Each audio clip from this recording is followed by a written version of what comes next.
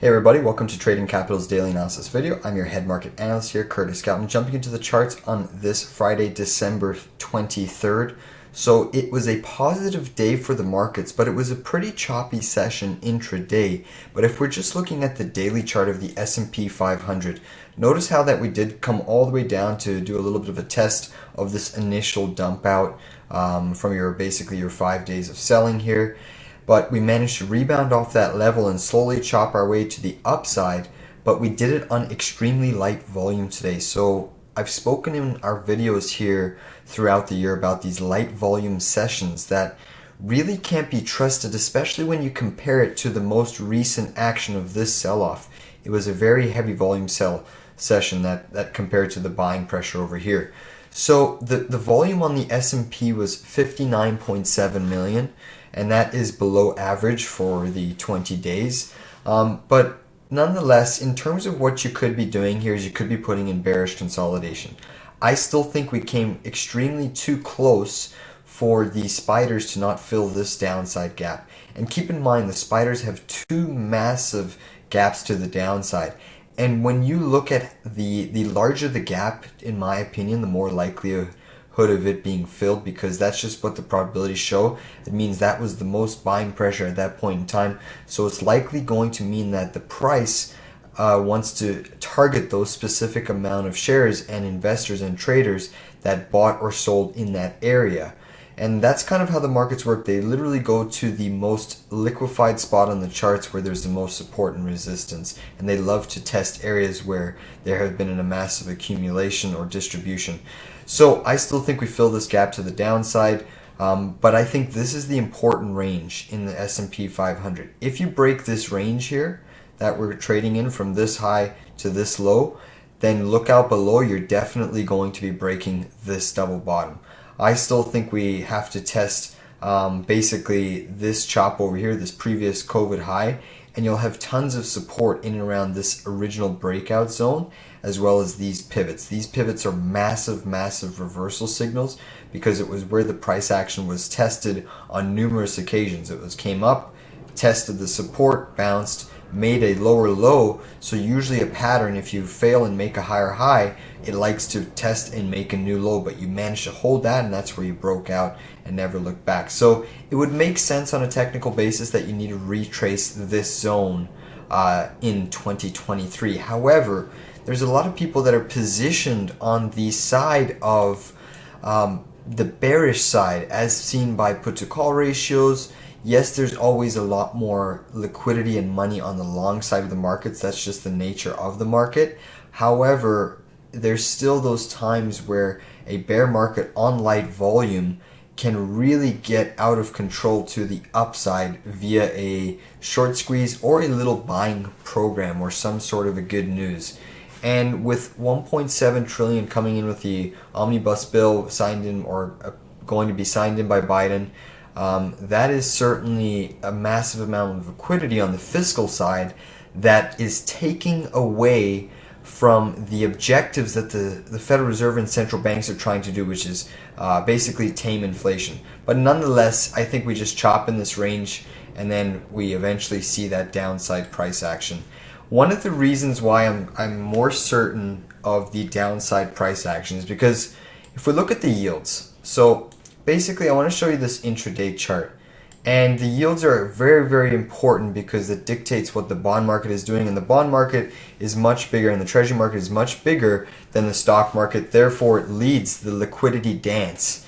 And basically, the way that these two asset classes have acted this year have shown a correlation that has never been seen before. And we have to really pay attention to what the bond market is doing because it leads the liquidity. And what the bond market is signaling today is another divergence. We have discussed these divergences, I believe, 7 times this year in all of our daily analysis videos. I keep track of all of these divergences where the trend is likely to change and continue to based off of the divergence. And the divergence that we're seeing yet again for, I believe, the 7th time is interest rates breaking out to the upside, having a short-term breakout, and I mean a breakout probably in the sense that you see a rally in rates for about 2 to 4 days or potentially a week worth of trading. before we start to see other data. And the importance of this breakout today on interest rates and yields, and I did notify our members via alert about, this morning or just midday, and I warned that we were likely seeing a breakout in interest rates and a divergence yet again between the stock market. And the one thing I've noticed about this divergence, when interest rates break out and stocks also start to follow interest rates up, it always leads to stocks falling sharply lower, because this means that the cost of capital is getting greatly more expensive. So this important trend line here, I just want to take note and observe a little bit of a thesis that I have towards the yields and potential interest rates here. So moving forward, we know that we have a massively compressed or inverted yield curve based on the 2-year yields and the 10s and even the 5s and the 20s and the 30s. So that is a sign of massive risk in the system, in the financial system, and not healthy to be. The longer the inversion, typically the worse the recession is likely to be. And I do think we are likely in a recession. It's just one that's, certainly testing definitions and identifying which data is important to pay attention to, leading and lagging data. But nonetheless, with this trend line here, we received some key news. The new home sales, so the housing market in the US, received some positive data, and they blew out the forecast out of the water. So new home sales, they beat the forecast, the consensus, by 40,000 extra homes. And then the second aspect that was very, very powerful was the new home sales month over month. The forecast was minus 4.7%, and new home sales come in plus 5.8%. So roughly at 10 o'clock, we received this data. And you can see that this is about 10 a.m. here, where the price action tested the support trend line over here, and you started breaking out. And you came back, tested support. This is when we received the new home data. And the reason why new home data is not positive for the market is it means that the home and housing could affect the inflation rate and cause inflation to go higher. And there's certain glimpses of that possibly happening, especially if energy prices continue to go back up.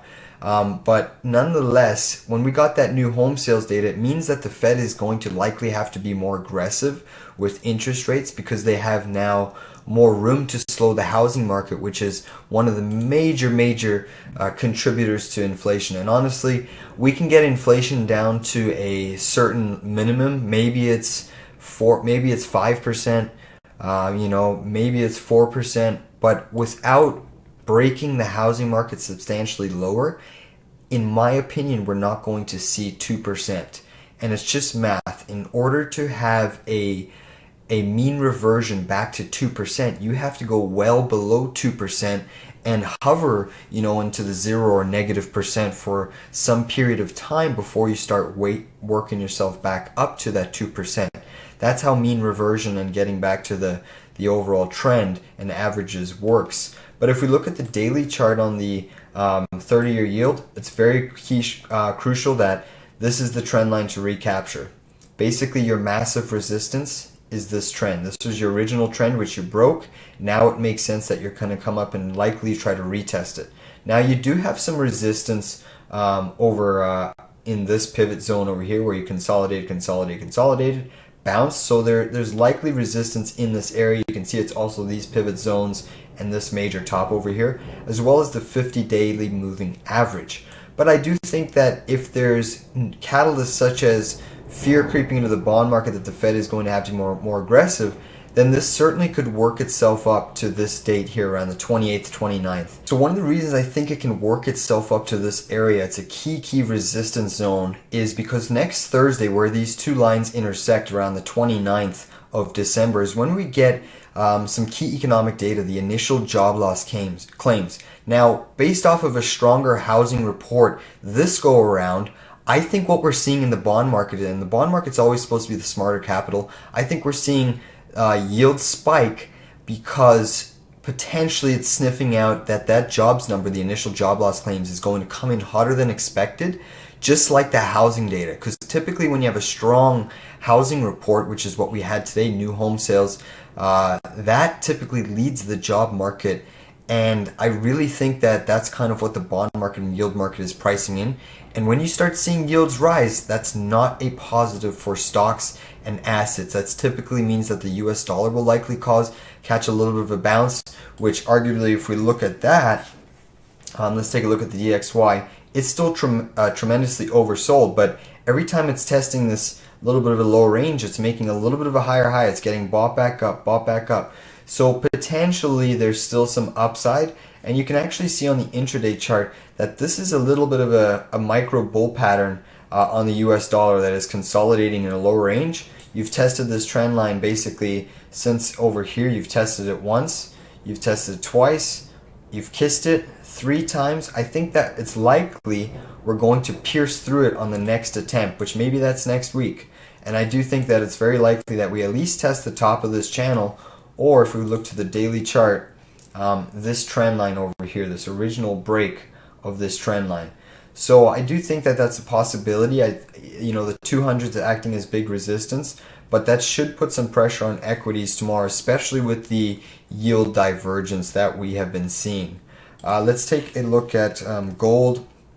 Gold saw a positive day, closing yet again above the 200, but you still haven't confirmed on gold. So that is interesting price action. I'm still short-term bearish in the sense that it may fall all the way to the 1721, which I will likely buy, and then we can reassess from there. If it starts falling lower, this may be a failed bullish consolidation pattern, and I don't really like this upsloping consolidation. I like it more that it's tight sideways, or more of a flag pattern. But this upsloping wedge pattern of consolidation, especially with this suspicious sell side and buy price action that is acting all too similar, it looks more like distribution to me.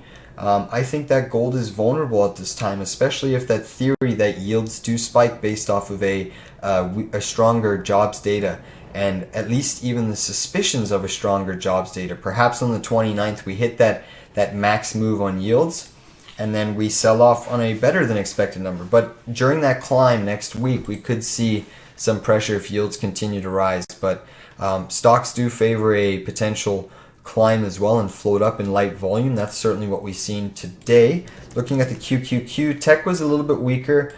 Tech's interesting because it could not recapture this trend line. This is a key bearish short-term line.